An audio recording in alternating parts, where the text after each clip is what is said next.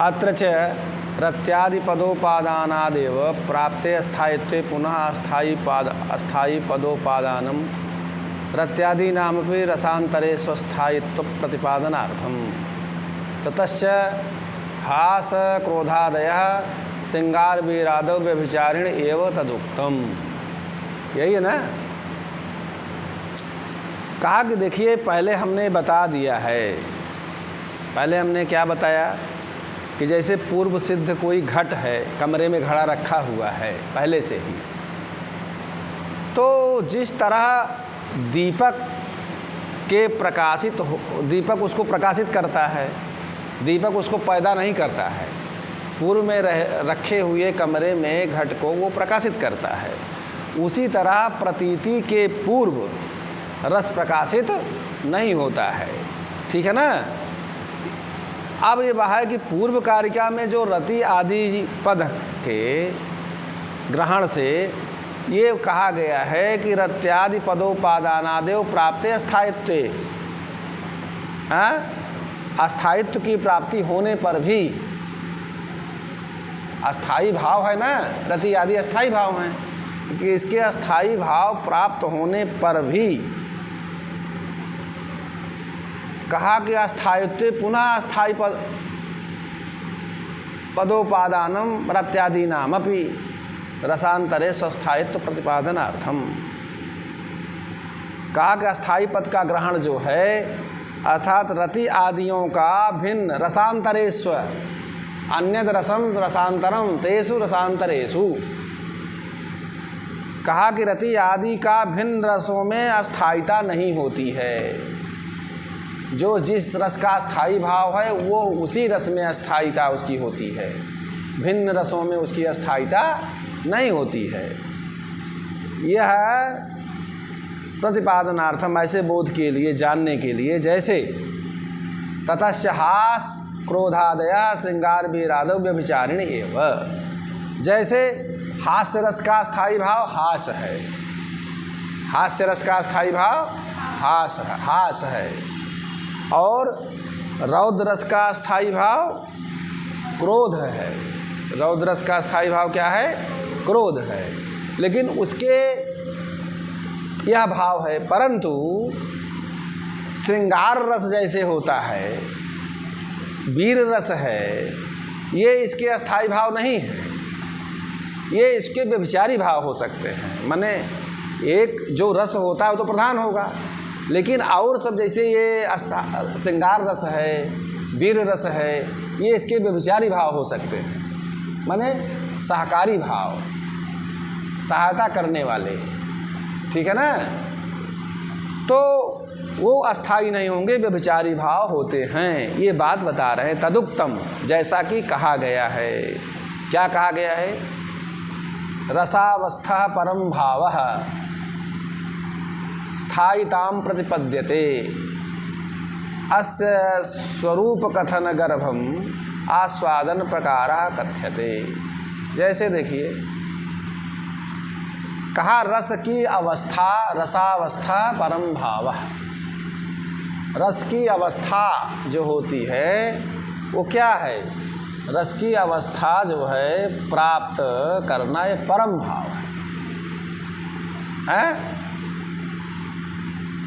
अर्थात रस की अवस्था को प्राप्त करना ही अस्थाई भाव होता है। अस्थाई भाव ही रस की अवस्था को प्राप्त कर सकता है। समझ रहे हैं नहीं? दूसरा भाव रस की अवस्था को सीधे नहीं प्राप्त कर सकता। रसावस्था परम भावा अस्थायिताम प्रतिपद्यते, अर्थात रसावस्था को, रसावस्था क्या है? परम भाव है, उसको अस्थाई भाव ही प्राप्त कर पाता है। दूसरा भाव कोई अनुभाव और व्यभिचारी भाव उसको नहीं प्राप्त कर पाते हैं। रसावस्था चूँकि परम भाव है, ठीक है ना, तो अन्य नहीं। अर्थात अब क्या है? रस के स्वरूप का कथन और उसके आस्वादन को किस प्रकार से किया जाता है ये बता रहे हैं। रस का क्या स्वरूप है और उसका किस तरह से आस्वादन किया जाता है, इसके स्वरूप को हम बता रहे हैं। कहा कि सत्तोद्रेकादखंड स्वप्रकाशानंद चिन्मय वेद्यांतर स्पर्श शून्यो ब्रह्मा स्वाद सहोदर लोकोत्तर चमत्कार प्राण कैश्चित प्रमात्र भी स्वाकारवद भिन्नत्वे नायम आस्वाद्यते रसः। ठीक है। कहा गुण कितने हैं? 3, सत्वगुण, रजोगुण, तमोगुण। 3 न। ये प्रकृति है, सत्व रजस तमसाम साम्यावस्था प्रकृति। तीनों गुणों की जो साम्यावस्था है वो प्रकृति है। तो प्रकृति में 3 प्रकार के गुण पाए जाते हैं। तो कहा कि सत्तोद्रेकादखंड स्वप्रकाशानंद चिन्मय। सत्व गुण के आधिक्य, तीनों गुण हैं, तो वहाँ रजोगुण तमोगुण दबे होते हैं। जब 2 गुण दबे होंगे तो 1 गुण का आधिक्य होगा। उद्रेक माने आधिक्य, तो सत्व गुण के आधिक्य होने पर सत्तोद्रेकाद अर्थात रस का क्या नाम से स्वरूप के कथन और आस्वादन का प्रकार किस लिए कैसे होता है, इसको हम बता रहे हैं कि सत्व गुण के आधिक्य होने पर, आधिक्य से और क्या होगा, और कैसा है वह? कहा अखंड। वो कैसा है? सत्व गुण का जहाँ उद्रेक होगा, आधिक्य होगा, अर्थात तमोगुण भी रहेगा, रजोगुण, लेकिन वो दबे होंगे सत्व गुण से। जैसे शरबत बना रहे हो, पानी है, चीनी है, तो वहाँ चीनी अगर ज़्यादा कर दोगे तो नींबू भी डालोगे तो मीठा अधिक तो रहेगा, उसको दबा देगा। वैसे सत्व गुण को जो है उन लोगों, तमोगुण रजोगुण को दबा देता है। और कैसा है वह? कहा कि अखंड है, अखंड स्वप्रकाशानंद चिन्मय है, और स्वतः प्रकाश वाला है, उसको स्वयं प्रकाश वाला है, स्वतः प्रकाश वाला है, किसी के द्वारा वो प्रकाशित नहीं किया जाता। जैसे दीपक से घट को प्रकाशित किया जा रहा है, इस तरह से दूसरे के द्वारा वह प्रकाशित नहीं होता है, वह स्वतः प्रकाश वाला है, अखंड है और स्वतः प्रकाश वाला है। और क्या है? प्रकाशानंद चिन्मय है, स्वप्रकाश है, स्वप्रकाश वाला है, आनंद चिन्मय, आनंदमय है। मैट प्रत्यय जो है स्वार्थ में है। प्रकृति जन्य बोधे प्रकारी भूतो भावः। प्रकृति का जो अर्थ होता है वही जो है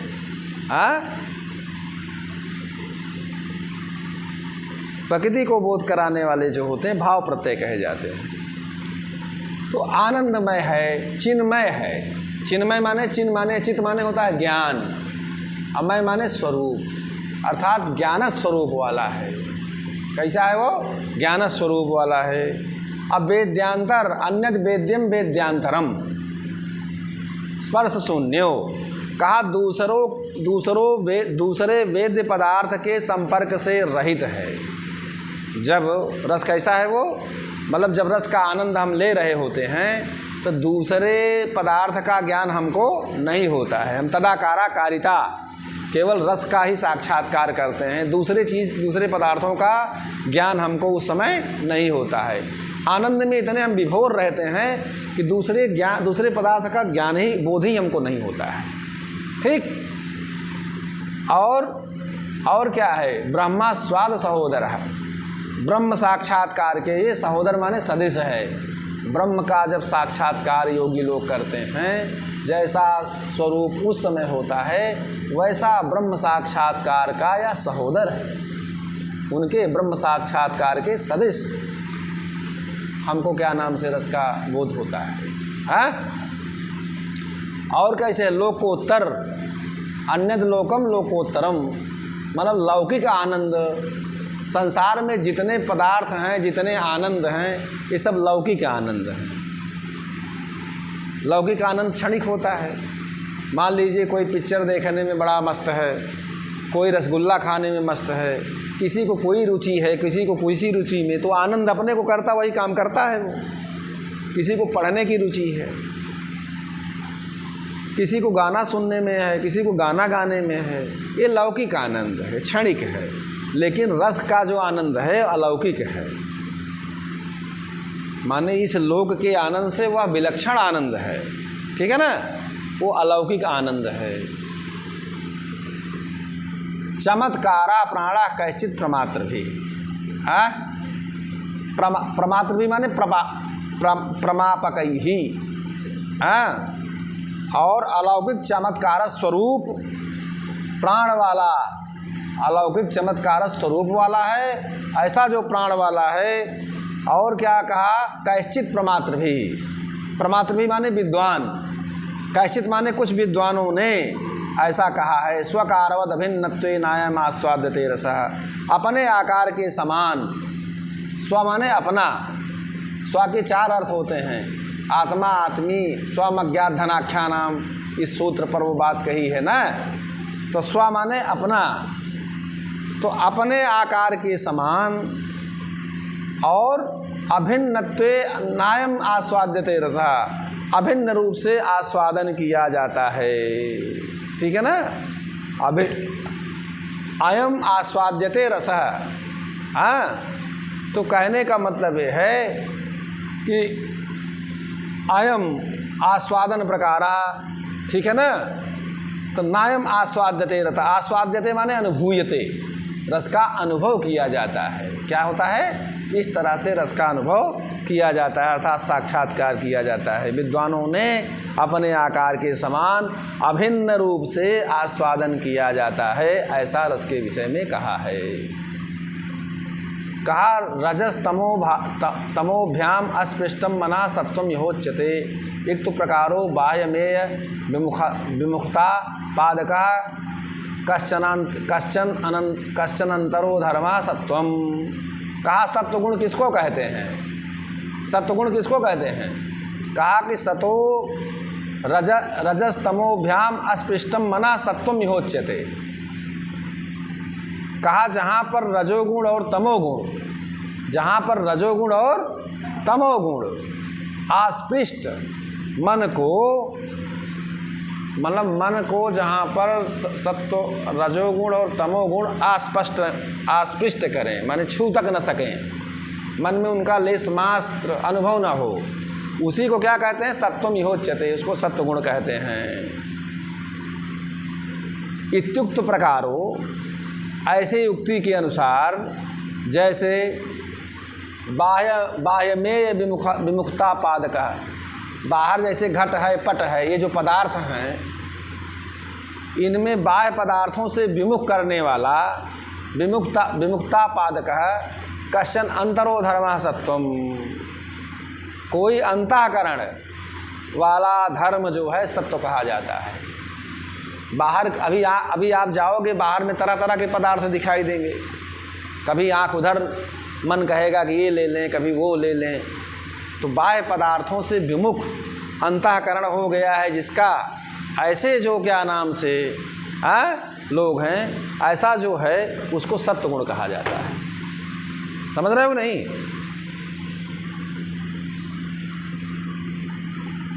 तस्योद्रको रजस्तमसी अभूय आविर्भावः,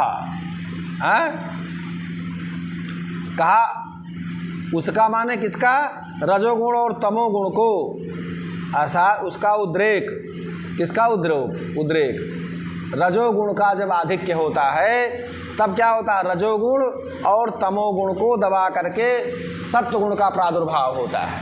जब उसको दबाएंगे तभी तो आप ऊपर आओगे, और पता लगे जो आपसे बलशाली हो जाएगा तो उसका प्रभाव हो जाएगा। अर्थात जहाँ सत्वगुण का प्रादुर्भाव तब होता है जहाँ पर रजोगुण तमोगुण को दबाता है, तब सत्वगुण का प्रादुर्भाव होता है, ये बता रहे हैं। उसका यह हेतु है, ठीक है ना। अत्र च हेतु माने कारण, तथाविध अलौकिक काव्यार्थ परिशीलनम। कहा वैसे अलौकिक काव्यों के अर्थ, अलौकिक काव्यों का क्या अर्थ है, कहा विभाव आदि का परिशीलन।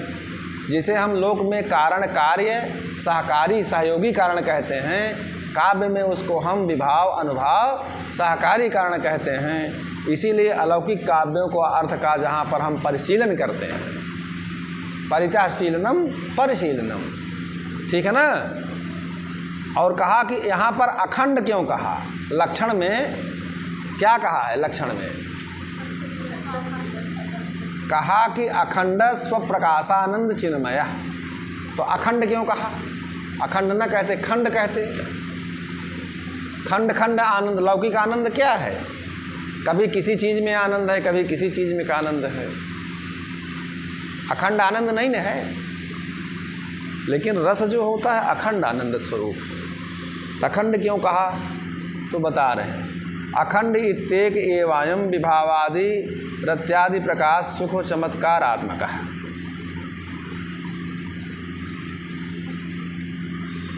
कहा कि देखिए, अखंड कहने से विभाव आदि भावों का, रति आदि अस्थाई भावों का जो प्रकाश, सुख और चमत्कार स्वरूप है वह एक ही है। वह क्या है, अलग अलग नहीं है। विभावादि जो है, रत्यादि प्रकाश सुख चमत्कारात्मक है।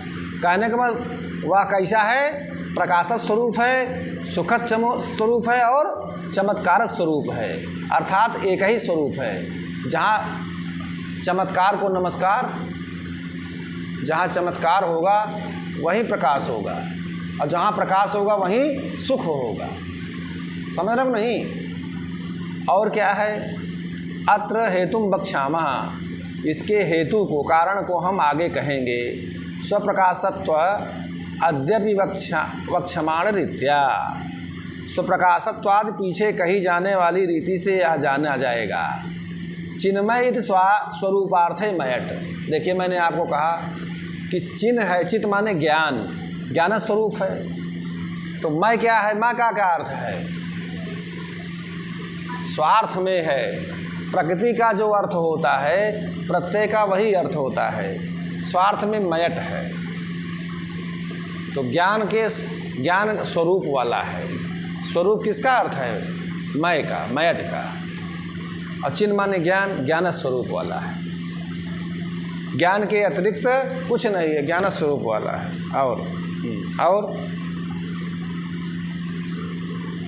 और क्या कहा, चमत्कारश्चित्त विस्तार रूपो विस्मय अपर पर्यायः। कहा चमत्कार को नमस्कार है। चमत्कार को क्या कहते हैं, विस्तार, बढ़ाने वाला। कहते बड़ा चमत्कारी बालक है, तमद्भुतम बालकम अम्बुजे क्षणम। तो चमत्कार को नमस्कार है ना। तो कहा कि चमत्कार किसको कहते हैं, कहा चित्त के विस्तार को चमत्कार कहते हैं। चित्त का ही विस्तार जो है वही चमत्कार है। इसका पर्याय माने समानार्थक जो शब्द होता है वो विस्मय है। विस्मय माने अद्भुत। जैसे कि किसी बालक को देखिए, जैसे चाणक्य है, कौटिल्य, गूगल बॉय है, तो चमत्कारात्मक है कि नहीं, विस्मयात्मक है। करे इसको सब याद है, अभी कुछ भी पूछिए सब बता देता है, तो आश्चर्यात्मक है कि नहीं वो। तो कहा कि रस में चमत्कार ही क्या है, प्राण है। रस में चमत्कार ही प्राण है। तत्प्राणत्वंच अस्मद वृद्ध प्रपितामह सहृदय गोष्ठी गरिष्ठ कवि पंडित मुख्य श्रीमन्नारायण पादरुक्तम तदा धर्मदत्त स्वग्रंथे। इस बात को हमारे वृद्ध प्रपितामा सहृदय विद्वानों की सभा के श्रेष्ठ कवि पंडित श्री नारायण जी ने भी ऐसा कहा है। क्या बात कहा है, कहा कि तदा धर्मदत्त स्वग्रंथे। यह बात धर्मदत्त ने अपने ग्रंथों में भी कही है।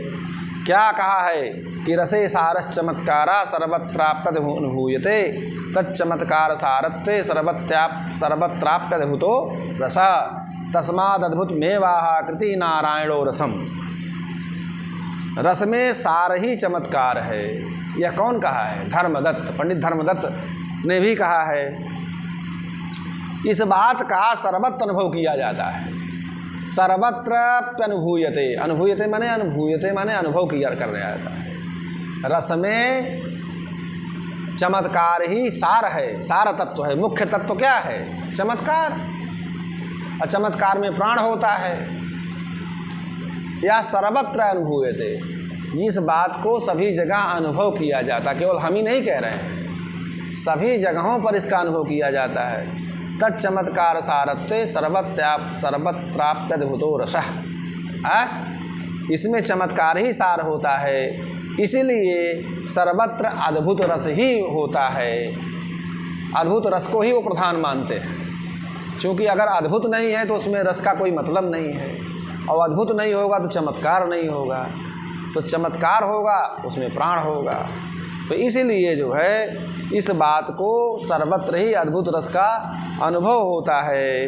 इस कारण विद्वान नारायण ने रस को अद्भुत ही कहा है, मुख्य रूप से अद्भुत ही कहा है। तस्माद अद्भुत मेवाकृति नारायणो रसम, इसीलिए नारायण पंडित ने क्या नाम से अद्भुत रस को ही मुख्य रस माना है। समझे? कैश्चित प्राक्तन पुण्यशाली भी, कुछ प्राचीन पुण्यों से क्योजनों से जैसे कहा गया है कि पुण्यवंतः प्रमीणवंती योगिवद रसंततिम, जैसे पुण्यात्मा लोग, जो पुण्यात्मा लोग होते हैं यो योगियों के समान क्या करते हैं, पुण्यात्मा लोग योगियों के समान श्रृंगार आदि जो रस हैं उनकी परंपरा का साक्षात्कार करते हैं। योगी क्या करता है, जब वो समाधिस्थ होता है, योगश्चित्तवृत्ति निरोधा, जब योगावस्था में वो बैठता है और समाधि में जब रस का साक्षात करता है, तो या तो पुण्यात्मा माने जो सहृदय लोग होते हैं, वो काव्य के तत्व को जानते हैं, रस का आनंद लेते हैं, या तो जोगी लोग जो है ब्रह्म साक्षात्कार करते हैं, उसी को कह रहे हैं कि योगी जो होता है शुद्ध ब्रह्म को स्वप्रकाश आनंद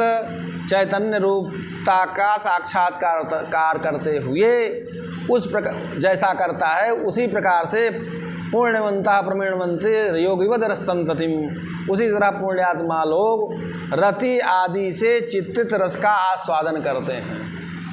जैसे योगी जब ब्रह्म साक्षात्कार समाधि में ब्रह्म साक्षात्कार करता है, वैसे जो पुण्यात्मा लोग हैं काव्य में रस तत्व का वो साक्षात्कार करते हैं। समझ रहे हो नहीं? पुण्यवंतः प्रमीणवंती योगिवद रस संततिम, तो जैसे क्या नाम से योगी जन ब्रह्म का साक्षात्कार करते हैं, वैसे जो पुण्यशाली लोग हैं, जे खलु सहृदया संति, सहृदय लोग हैं, वैसे वो रस का साक्षात्कार करते हैं। चूँकि रस का अनुभव क्या साक्षात्कार सीधा करते हैं, प्रत्यक्ष साक्षात्कार। मतलब ये होता है कि रस का जब हम साक्षात्कार करते हैं तो जो साक्षात्कार का आनंद है वो अनुमान में वो बात नहीं है। साक्षात्कार करते हैं वो जो काव्य तत्व को जानते हैं, ऐसे जो पुण्यशाली लोग होते हैं वो करते हैं। अर्थात योगी के समान जो ऐसा काव्य तत्व वेत्ता लोग हैं वो रस का साक्षात्कार करते हैं। बस करिए यार, क्योंकि वीडियो